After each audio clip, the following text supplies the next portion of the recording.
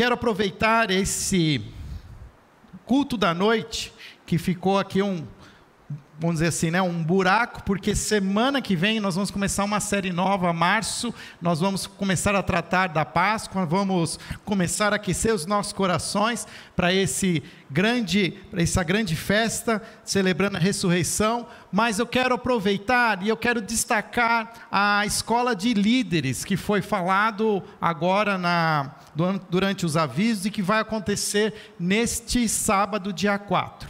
Eu fiz um outro culto, dia 12 de fevereiro, pela manhã, que eu chamei do Domingo da Visão.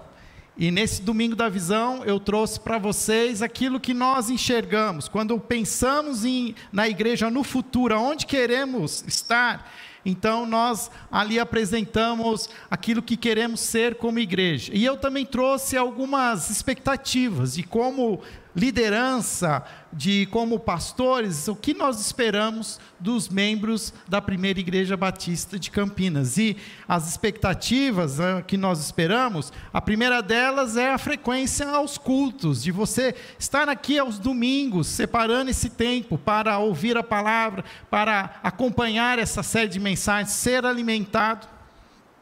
Mas também nós temos uma outra expectativa, de que você participe de um pequeno grupo.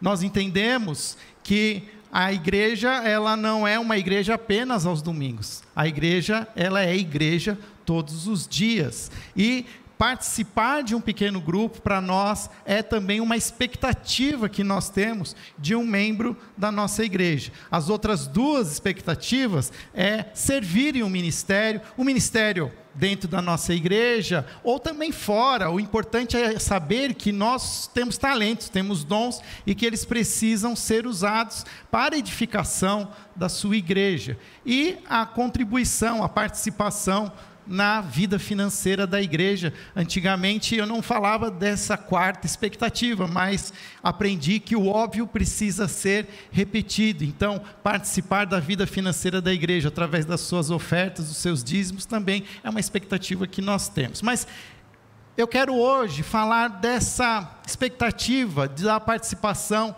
da igreja em pequenos grupos. Pequenos grupos, para mim, ele é uma das melhores experiências que eu já tive na minha vida. Foi aonde eu encontrei a Daniela, a minha esposa. Eu era líder de um pequeno grupo, e um dia alguém me apresentou a Daniela. E alguém falou assim: Fábio, essa é a Daniela, ela está chegando na igreja. Eu tinha 24 anos. E ela está procurando um grupo, você tem um grupo de jovens. Fala para ela aonde que é e o dia. E isso era 1990 e tralalá. Não tinha WhatsApp, não tinha rede social. E eu falei, e era um final de ano. E eu falei para ela assim: olha, nós estamos terminando o ano, estamos encerrando, vamos voltar o ano que vem. Na verdade, não dei muita bola. Eu tinha acabado de terminar um relacionamento também, um namoro, e eu estava com dor de cotovelo ainda, assim, triste, porque fui dispensado. Mas a Daniela, ela insistiu, e em janeiro, quando nós voltamos com um pequeno grupo de jovens, quem estava lá? Ela estava lá. Ela pegou o endereço, ela viu o dia, o horário, e ela começou a participar. E eu lembro que era o carnaval, já então ali, fevereiro para março, a gente fez uma viagem como um pequeno grupo, lá para Atibaia, no Palavra da Vida, e lá eu falei assim: essa menina é para casar, né? E o resto já é fato, vocês já conhecem, mas o pequeno grupo sempre foi para mim fez parte da minha história. Quando participava do Ministério de Jovens, o primeiro lugar onde eu tive oportunidade de repartir a palavra foi num pequeno grupo. Eu lembro que o pastor de jovens falou: Fábio, você vai ser o líder do pequeno grupo. E tive que, se virar nos 30, quem sabe faz ao vivo. E aí fomos lá, e eu comecei a adquirir a experiência de repartir, de compartilhar, de ouvir, de orar, de pastorear. Então, pequeno grupo sempre fez parte da minha história. Hoje em dia, Muitos de vocês já tiveram experiências com pequenos grupos, com células, com grupos pequenos. Existem vários nomes. Nós adotamos o nome pequenos grupos, porque para nós é um nome simples. O que nós queremos? Que a igreja, que é um grande grupo, tenha a oportunidade de se reunir em pequenos grupos. Pequenos grupos que podem ser por afinidade, pequenos grupos que podem ser por gênero, mulheres se reúnem, homens, podem ser pequenos grupos por idade. Hoje nós temos um pequeno grupo que eu vejo com bastante alegria funcionando aqui na própria igreja, às terças-feiras, à noite, de um pequeno grupo de jovens profissionais, jovens, alguns até já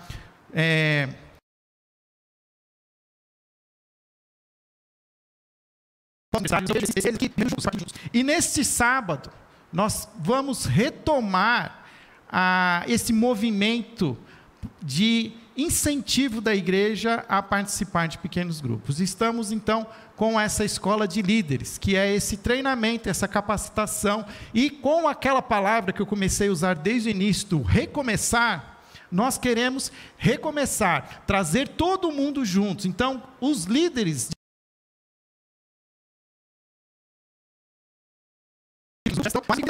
participar. Mas já ouvi, já sei o que vai ser. Mas nós estamos recomeçando. Nós vamos, trazer de volta a nossa visão, as nossas expectativas. E você que está aqui ouvindo agora pela primeira vez, eu quero te dar a oportunidade para você estar presente também. Para você ouvir, talvez você não vai ser o líder do pequeno grupo, e talvez você já é uma pessoa casada e nem vai encontrar com a pessoa com quem você vai casar no pequeno grupo. Mas você não pode, talvez esteja disposto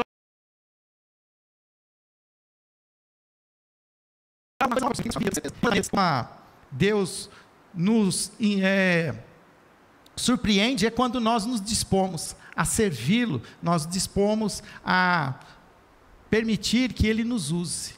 Então nós estamos convidando a todos vocês, convidando aqueles que querem saber mais, aqueles que têm interesse, mas eu não sei se eu quero ser um líder, mas talvez você pode ser um excelente anfitrião, talvez aquele espaço gourmet lá na sua casa, instagramável, que você tem lá, que você tira foto, seja um espaço excelente para um pequeno grupo.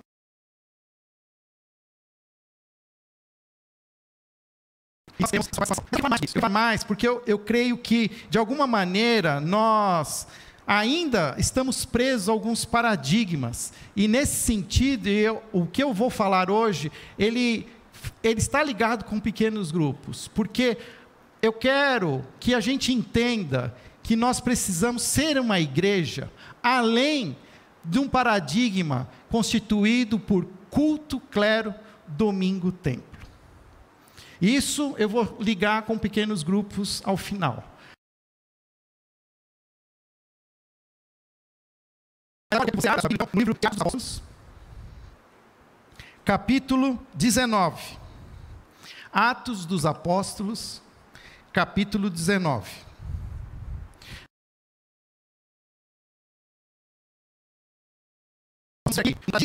Um paradigma religioso que está sendo ameaçado. E eu quero que juntos a gente acompanhe essa leitura. Eu trouxe o texto também aqui na tela, para caso você queira acompanhar a leitura comigo, mas nós vamos ler a partir do verso 23. Diz assim: naquele tempo, houve um grande tumulto por causa do caminho. Olha que interessante, o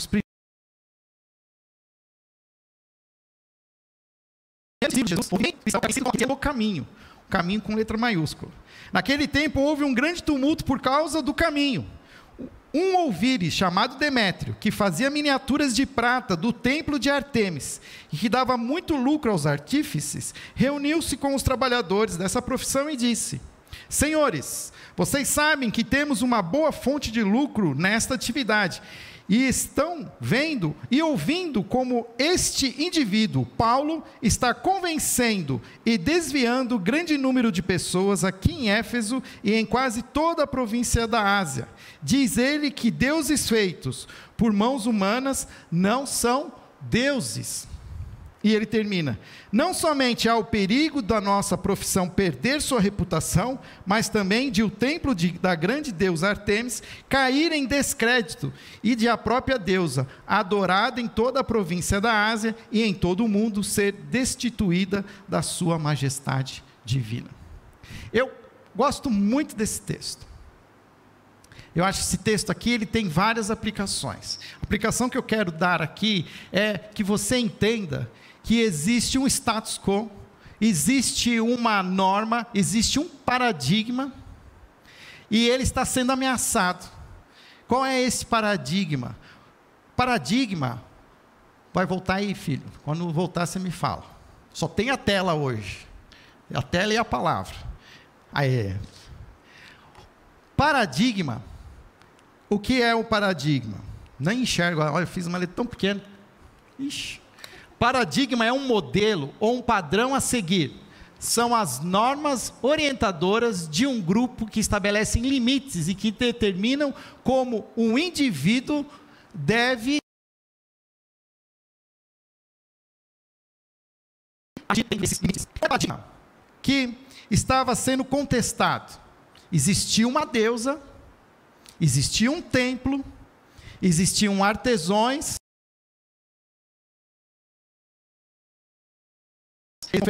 as imagens iam para as casas, havia uma adoração, essa adoração impulsionava os lucros, as vendas, enchia o templo, a deusa era adorada, e assim começava. E era assim, era o costume. Quem vivia naquela região sabia que era esse o paradigma religioso.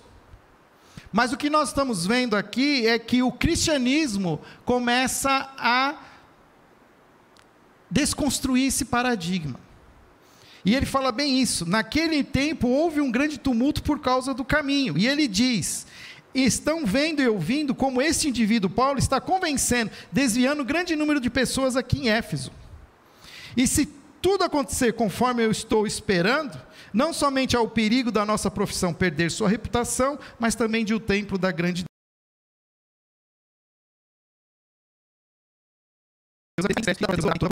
todo mundo ser destituída da sua majestade divina.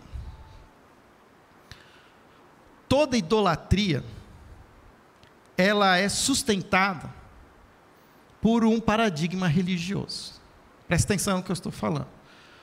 Toda idolatria, ela é sustentada por um paradigma religioso, por uma maneira, por uma convenção que estabelece limites e que determinam como o religioso, ele deve agir com relação ao ídolo.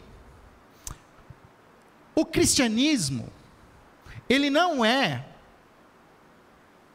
ao pé da palavra, uma religião. O cristianismo, ele não é uma tentativa do homem de, como diz a palavra, se religar a Deus. O cristianismo é uma iniciativa de Deus de se religar com o homem. É um movimento que acontece do alto até o chão. Não é um movimento como a religião, que tenta do chão se ligar com o sobrenatural, com o cosmos. E o que está acontecendo aqui? O cristianismo está quebrando essas correntes de idolatria, e está criando toda essa confusão. É lógico que aqui também existe um componente financeiro. Se não existisse talvez aqui a perda dos lucros, talvez a coisa continuasse. Mas percebe que existe toda uma estrutura. E o que eu quero falar com tudo isso é que, de alguma maneira, nós, cristãos, a gente acaba criando paradigmas para sustentar uma religião cristã, que na verdade não deveria ser assim. E o que eu falo tem a ver com, por exemplo, o paradigma do templo. O templo é a casa de Deus. E desta forma, preciso ir ao templo para relacionar-me com Ele.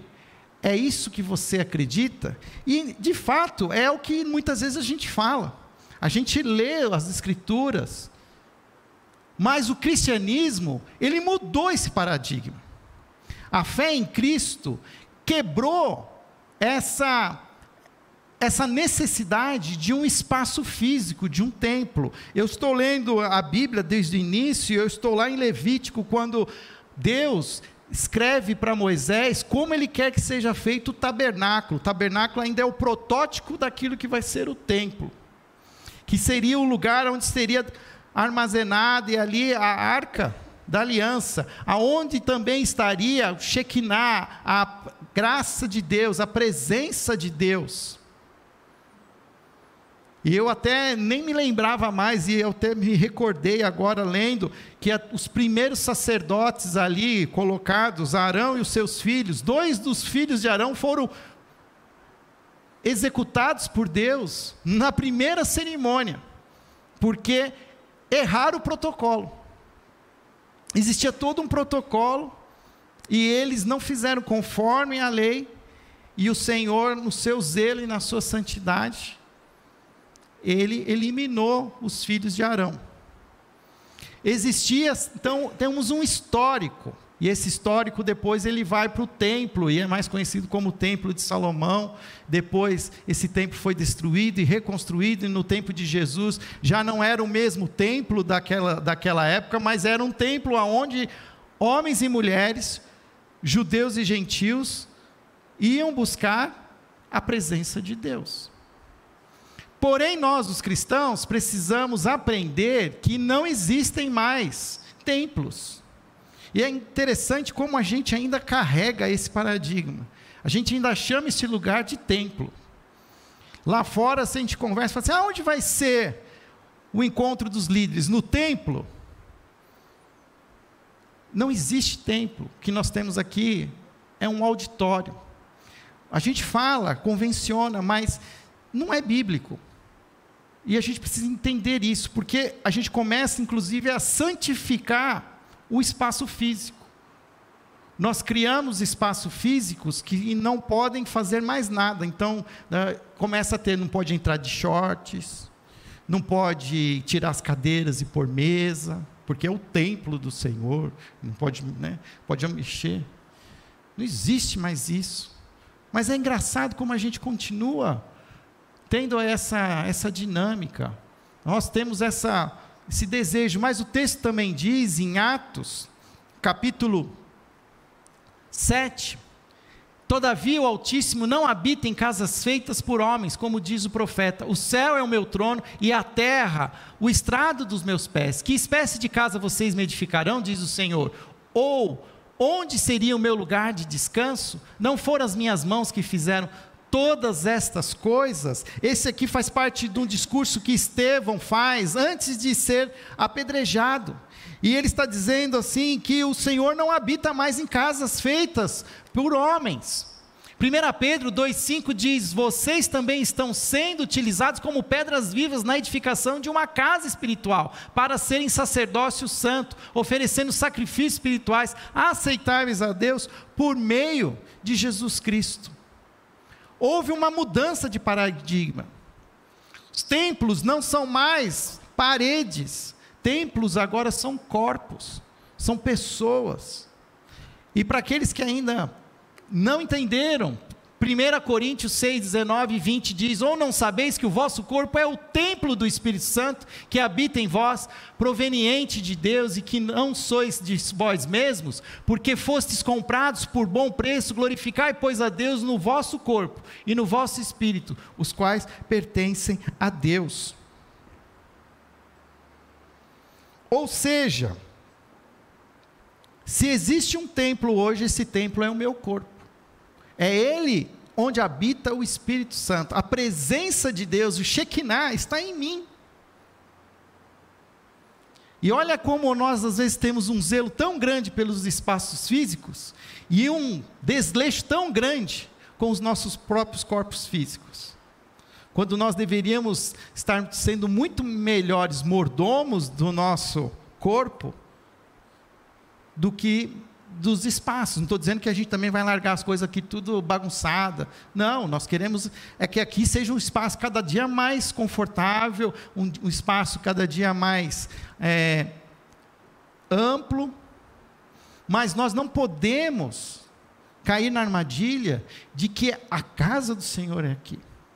E muitos de nós, eu sei, têm memórias afetivas. Quantos eu já não conheço de irmãos aqui que falam: eu me lembro quando eu vim aqui, que o coral cantava desse lado, e que não sei o que depois foi para esse lado, e que aqui tinha um afresco de um pintor italiano, e era tão lindo, não sei.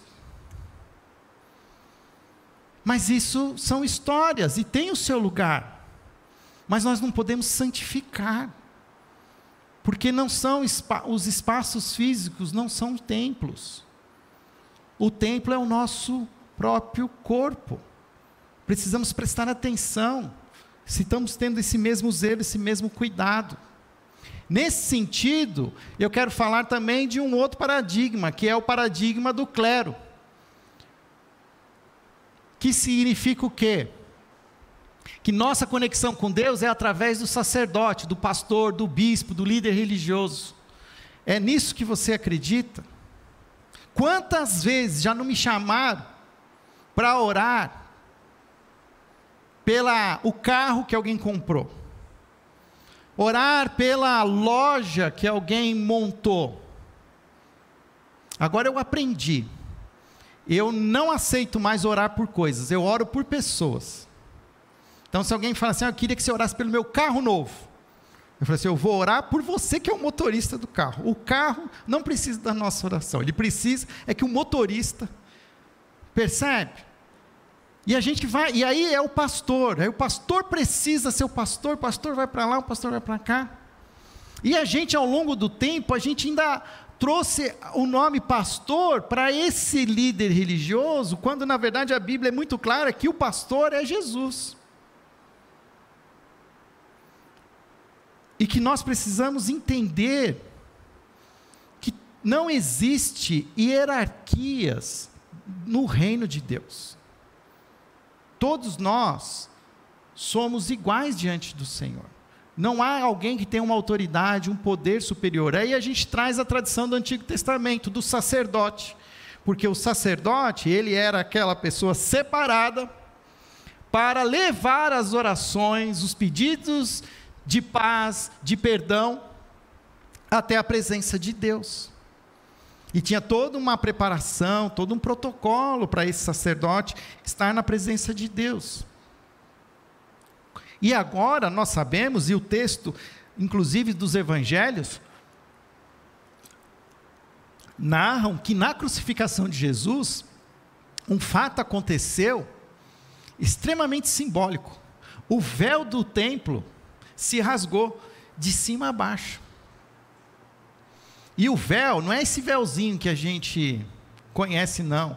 Eram camadas e camadas de tecido, e que davam uma espessura até maior de que 30 centímetros. Isso foi rasgado pelo poder de Deus. Porque era onde? Era cortinas que separavam Deus dos homens, e que poderiam só ser acessados pelo sacerdote. E com a morte de Cristo na cruz, esse véu é rasgado.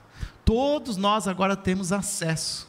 Antigamente, só o sacerdote tinha acesso porque ele precisava estar ungido pelo sangue do Cordeiro para entrar. Hoje nós já fomos também ungidos pelo sangue de Jesus na cruz. Todos nós temos acesso a Deus. Olha o que Apocalipse fala.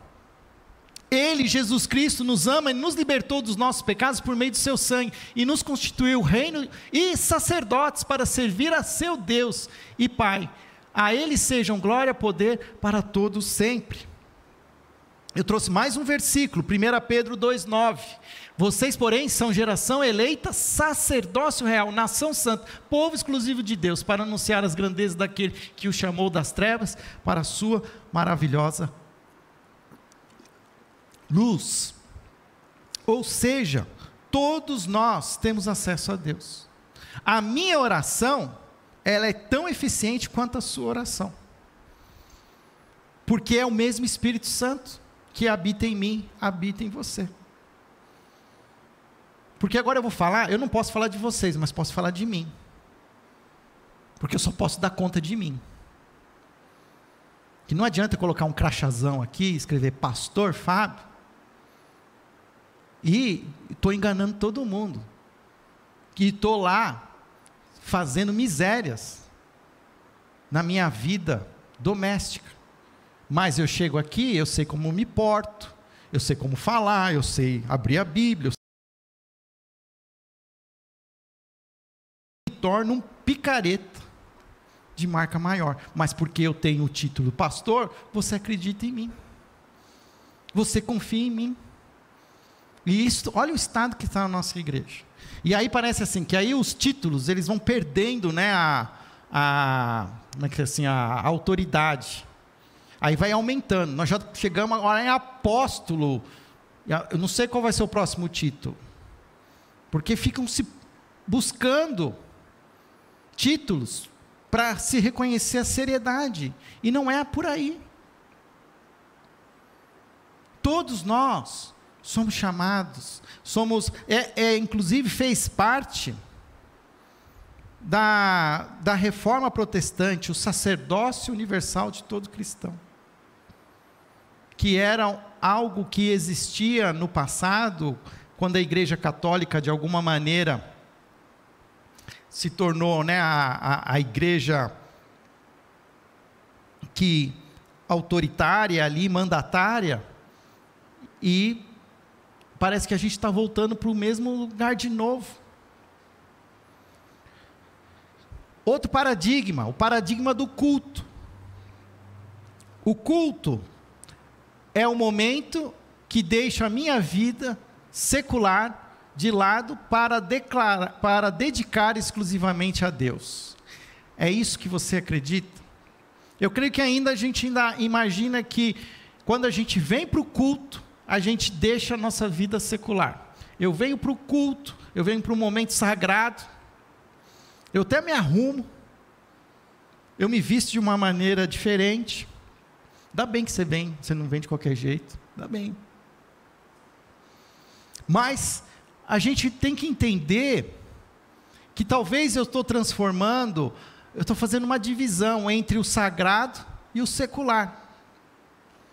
O texto de Romanos 12, 1 e 2 diz assim: portanto, irmãos, rogo-lhes pelas misericórdias de Deus que ofereça em sacrifício vivo, santo e agradável a Deus, esse é o culto racional de vocês. Não se amolde ao padrão desse mundo, mas transforme-se pela renovação da sua mente, para que sejam capazes de experimentar e comprovar a boa, agradável e perfeita vontade de Deus. O culto hoje é algo que começa na minha mente. O culto é racional, é uma mudança. O paradigma tem que mudar. Agora tudo que eu faço é sagrado. E a gente tem uns jargões no meio cristão, né, que é interessante. É engraçado para não falar que é trágico. Mas a gente tem o dia do Senhor, tem o domingo do Senhor, tem a música do Senhor. Aí pergunta para mim assim: Fábio, você ouve música do mundo? Aí eu falei: tem música que não é do mundo? Tem música que é extraterrestre? Essa eu não tenho ainda. Eu ouço. E a gente começa a fazer divisões. Você tem amigos do mundo? Eu tenho amigos, e eles são terráqueos, são seres humanos. Ainda não consegui ter um amigo que não seja terráqueo. Não, porque tem que tomar cuidado. A gente consagra algumas coisas e elimina outras. Na verdade, tudo que eu faço é sagrado. Tudo que eu tenho, e aonde eu vou, porque eu sou o templo do Espírito. A Shekinah anda comigo, Jesus mesmo diz: vocês são a luz do mundo.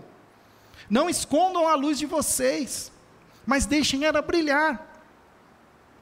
É claro que eu também tenho outros textos que diz: nem todas as coisas me são convenientes, nem todas as coisas me são lícitas, não me deixarei dominar por elas. Eu preciso ter, é muito mais difícil, é claro, é muito mais fácil você segmentar, você taxar o que é bom, o que é ruim, o que é preto, o que é branco, o que é sagrado, o que é profano, o que é vida cristã e o que é secular. É mais fácil. Mas o certo é discernir, é aprender com equilíbrio, com sabedoria, é olhar para alguns textos da Bíblia e aprender os limites, até onde você pode ir, momentos que você vai trabalhar. Olha que interessante, estou lembrando agora, Jesus não fez um milagre dentro do templo. Jesus ainda vivia no paradigma templo, sábado, sacerdote. Ele não faz um milagre dentro do templo. Todos os milagres são... Jesus não tem uma conversa assim ele não ganha uma pessoa para o evangelho dentro do templo. É na casa dos outros. É conversando, é na casa do Zaqueu, é no meio da rua. Já pensou se Jesus falasse assim, olha, vou marcar uma... Você chega, vai lá no templo e a gente conversa. Porque essa conversa é uma conversa séria. Só pode ser feita no templo. E Jesus foi criticado. Foi criticado porque os seus discípulos às vezes não lavavam as mãos. Foi criticado porque os seus discípulos recolhiam espiga no sábado. O que na verdade Jesus estava provocando é essa reflexão, para que a gente não fique preso a um paradigma, porque os paradigmas eles acabam de alguma maneira criando um rito religioso, que eu repito, mas ele vira uma coisa mecânica. E o cristianismo não pode ser algo mecânico. Assim, quer vocês comam, bebam, façam qualquer outra coisa, façam tudo para a glória de Deus. Tudo para a glória de Deus. E eu gosto ainda de João 15, quando Jesus diz assim, permaneçam em mim e eu permanecerei em vocês. Se permanecerem em mim, vocês darão muitos frutos, porque sem mim, vocês não podem fazer nada. Ou seja, tudo que eu vou fazer com Jesus. E é impossível caminhar com Jesus e as coisas não, vamos dizer assim, não fazer a luz do Senhor brilhar. Por último, o paradigma do domingo. O que significa ele? Este dia é sagrado e é preciso me dedicar todo ele a Deus. É nisso que você acredita? Ele faz sentido, ele tem o seu lugar, mas cuidado. O domingo ele foi escolhido pelos cristãos para substituir o sábado, o Shabá do judeu. E quando você vê o Shabá do judeu, o negócio era extremamente legalista. Tinha, até hoje, quem conhece a cultura judaica já visitou inclusive, por exemplo, assim, um prédio residencial de judeus. O elevador no sábado ele funciona sozinho, para que não precise apertar o botão, porque no sábado você não pode fazer nenhum esforço, nem apertar o botão do elevador. O elevador para em todos os andares, para que o judeu não precise fazer esforço.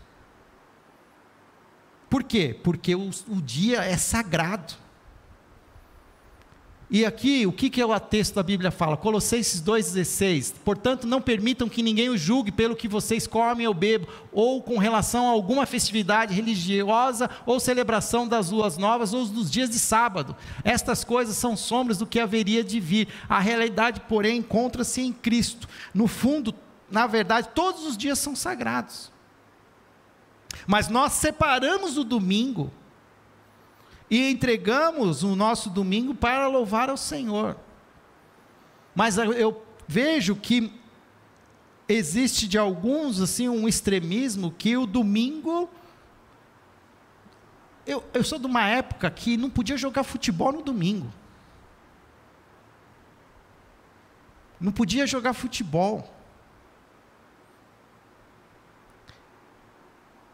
E o domingo, ele tem o seu lugar. Uma expectativa que nós temos como igreja, que você esteja aqui no domingo, mas o domingo, ele precisa ser algo leve, é um dia de descanso. É conveniente para nós incluir no domingo uma agenda, então a gente está colocando lá, vai ter a escola de batismo, o CRER, às 9 horas da manhã. vai ter culto às 9 horas também, com hinos, tem às 10h30. Mas você não pode negligenciar a sua família. Nem todos na sua casa entendem a sua fé. E precisa haver equilíbrio. Eu gosto de dedicar as primeiras horas do dia, eu gosto de dedicar o domingo pela manhã. Mas a gente faz o domingo à noite também, porque tem pessoas que às vezes não podem ir de manhã, quando surgiu alguma coisa. E é importante também, muitas vezes, aproveitar o domingo para algum tipo de oportunidade, mas é uma exceção à regra. A regra é estar aqui com a gente, mas cuidado de não fazer do domingo um paradigma em que não pode fazer nada. O domingo é um dia para reflexão, para oração, para descanso. E a gente troca o descanso por uma série de atividades religiosas. E a verdade é que a gente não sabe nem o que fazer em casa no domingo, fala a verdade, porque a gente ficou tão acostumado a ficar na igreja, que a gente fica brigando com o marido, com a esposa, é melhor vir na igreja então. Mas não sabe aproveitar o domingo do Senhor, com alegria. Todos os dias, no templo e de casa em casa, não deixavam de ensinar e proclamar que Jesus é o Cristo. Isso era uma das marcas da igreja primitiva. E que tudo isso tem a ver com pequenos grupos. Porque pequenos grupos têm tudo a ver com a quebra desse paradigma. Pequenos grupos não acontecem no domingo. Pequenos grupos não tem pastor. Pequenos grupos não tem templo. São as casas das pessoas. Pequeno grupo não tem culto. Pequeno grupo tem ajuntamento. Tem compartilhar a palavra. Tem momento de oração. Tem momento de comes e bebes. Tem gente que já começa com os comes e bebes. Já pensou em fazer um culto com comes e bebes primeiro? Vai parecer no antigo, né, a igreja primitiva lá, o pessoal se empanturrava, ficava até bêbado na ceia. Precisamos chegar nesse.